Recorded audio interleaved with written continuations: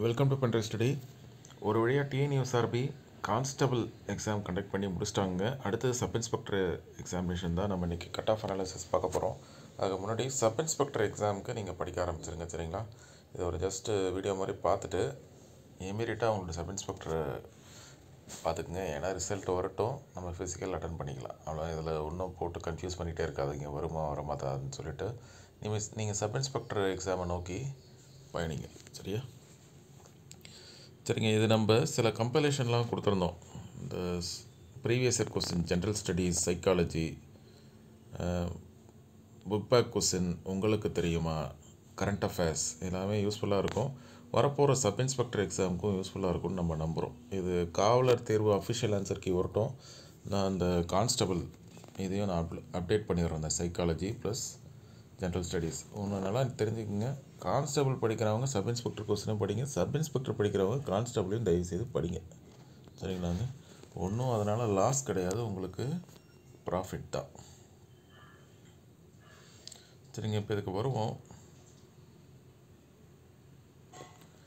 TNUSRB 2023 வரைக்கும் எப்படி கேட்டாங்களோ straight ஃபார்வர்டாக இருக்கும் கொஸ்டின். இதுனா இதுப்பா, இதுனா இது அப்படின்னு சொல்லிட்டு அதே மாதிரி தான் இருந்தது கொஸ்டின் பேப்பர். டிஎன்பிஎஸ்சி மாதிரி அவங்க ஒன்றும் வருஷத்துக்கு ஒரு வாட்டியோ இல்லை மாதத்துக்கு ஒரு வாட்டியோ பேட்டர்னையோ சிலபஸையோ மாற்றலை, சரிங்களா? என்ன இருக்கோ அதை கேட்டுட்டாங்க. டீசெண்டான போர்டு, அதனால தான் இந்த போர்டுக்கு வந்து எல்லோரும் வராங்க. ஈவன் டிஎன்பிஎஸ்சியை விட்டுட்டு நிறைய பேர் இந்த போர்டுக்கு வந்ததுக்கு காரணமும் இது தான். அவங்களோட கரெக்டாக இருக்கும். இன்றைக்கி எக்ஸாமு, இன்றைக்கி ரிசல்ட்டு, இன்றைக்கி ஃபிசிக்கல், இன்றைக்கி அப்படின்னு சொல்லிட்டு கரெக்டாக அவங்க ஃபாலோ பண்ணுவாங்க. பட் எனிவே அந்த இதில் அவங்க இது பண்ணிட்டாங்க.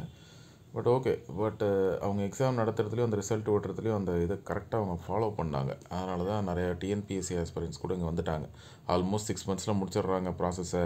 டிஎன்பிஎஸ்சி மாதிரி 1 year 1.5 year வளர்த்தல.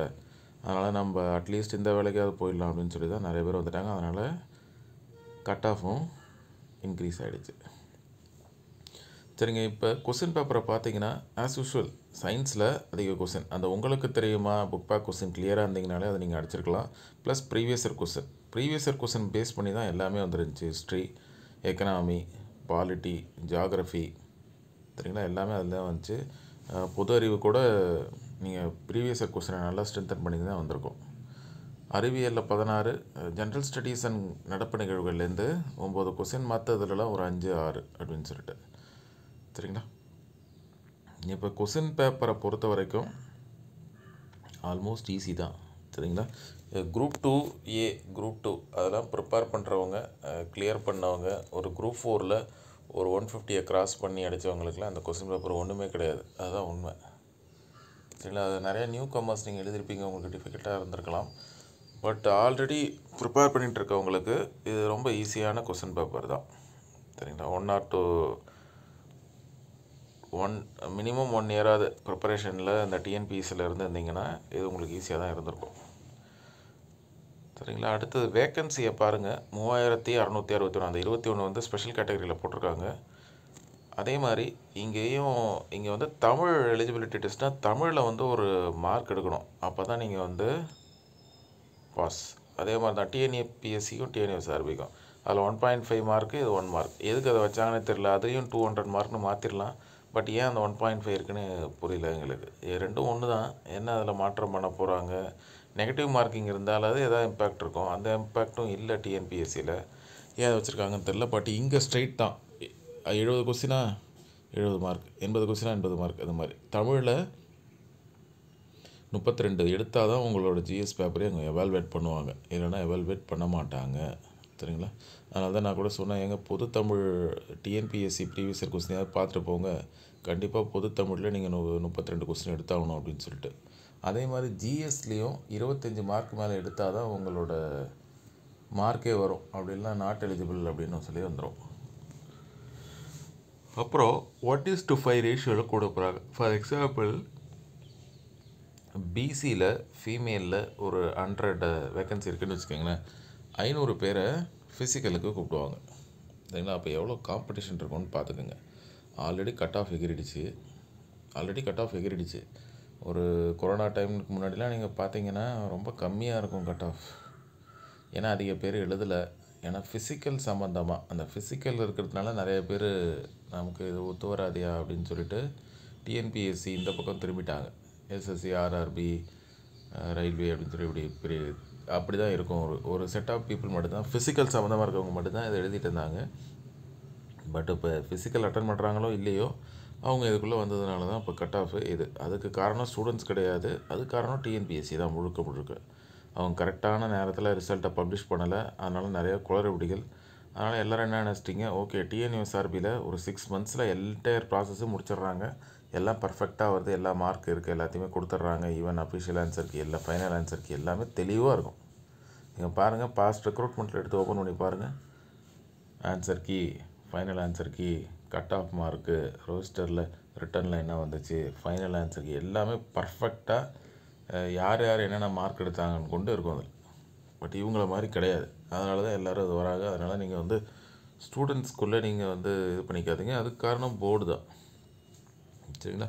சரி பாருங்கள், கட் ஆஃப் என்னை பொறுத்த வரைக்கும் இதாக இருக்க வாய்ப்பு இருக்குது. +or-3 இருக்கும். ஏன்னா அது எக்ஸாக்டாக நம்ம கணிக்க முடியாது.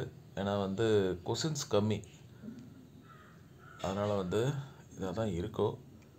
மோஸ்ட்லி இந்த கட் ஆஃபாக தான் இருக்கும். சரிங்க, ஒரு 80% இதாக தான் இருக்க வாய்ப்பு இருக்குது. 10% டிஃப்ரென்ஸ் இருக்கலாம். அதான் +3 -3 இருக்கலாம். சரிங்களா? அதனால் நீங்கள் பார்த்துக்கோங்க. இதில் அதே மாதிரி லாஸ்ட் இயர் நடந்த ஃபைனல் கட் ஆஃபே நான் கொடுத்துருக்கேன். நீங்கள் ஆஸ் யூஷுவல் நான் ஆரம்பத்தில் சொன்ன மாதிரி சப் இன்ஸ்பெக்டருக்கு படிக்க ஆரம்பிச்சிருங்க. எப்பவும் பண்ணுற ஃபிசிக்கல் ஒர்க் அவுட் மார்னிங்கோ ஈவினிங்கோ அதை கண்டினியூ பண்ணிக்கிட்டே இருங்க. கண்டிப்பாக நீங்கள் வந்து கான்ஸ்டபிள்லேயும் கிளியர் பண்ணலாம், சப் இன்ஸ்பெக்டர்லேயும் கிளியர் பண்ணிவிட்டு போயிடலாம். சரிங்களா? அதை பாருங்கள்.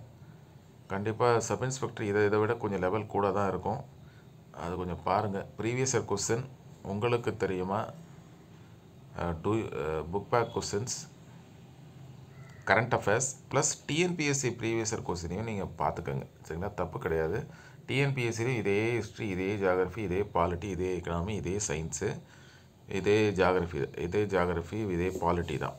அதையும் நீங்கள் பார்த்துக்கோங்க. தப்பு கிடையாது.